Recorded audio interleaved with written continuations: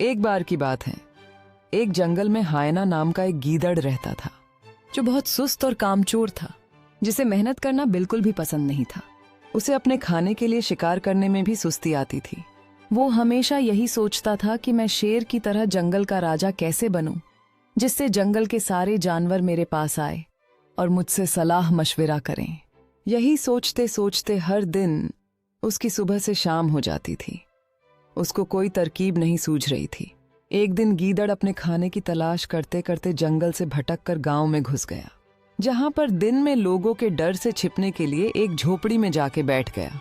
देखते देखते रात हो गई। गीदड़ रात में गांव से भागकर जंगल आ पहुंचा, लेकिन गीदड़ के झोपड़ी में बैठने की वजह से उसका रंग नीला हो गया था, क्योंकि उस झोपड़ी में घर की पेंटिंग के लिए पेंट डालकर रखा था, जिसकी वजह से उस गीदड़ को देखकर सभी जानवर डरने लगे।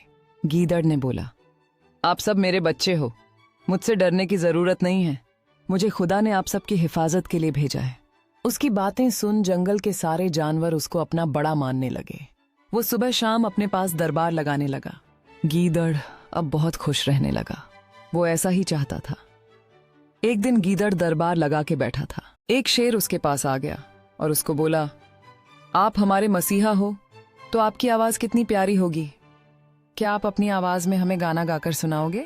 सभी जानवरों ने शेर की हाँ में हाँ मिलाया। अब जैसे ही गीदड़ ने गाना गाने के लिए हुआ हुआ बोलना शुरू किया, उसकी पोल खुल गई। सभी जानवर समझ गए कि ये कोई मसीहा नहीं है, बल्कि ये तो एक गीदड़ है जो हम लोगों को बेवकूफ बना रहा है।